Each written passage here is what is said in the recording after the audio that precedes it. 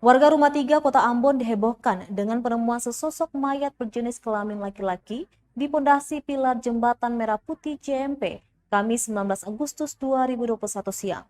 Pantauan tribunambon.com di lokasi, sesosok mayat berpakaian hitam di pondasi JMP kawasan Rumah 3 Kota Ambon. Warga pun langsung datang berbondong-bondong untuk menyaksikan proses evakuasi jenazah tersebut.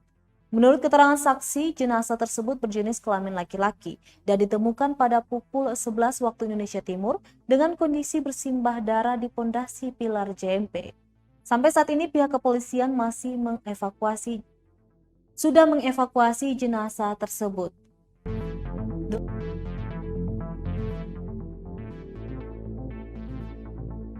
Pasalnya jarak permukaan air laut dan pondasi JMP lebih tinggi daripada orang dewasa. Akibatnya pihak kepolisian dibantu warga dengan menggunakan tali tampar untuk mengevakuasi jenazah.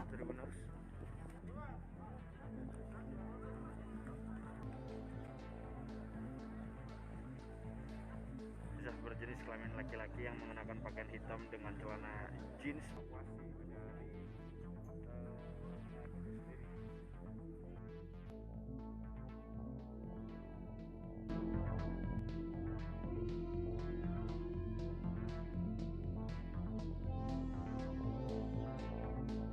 Terima kasih sudah nonton. Jangan lupa like, subscribe, dan share ya.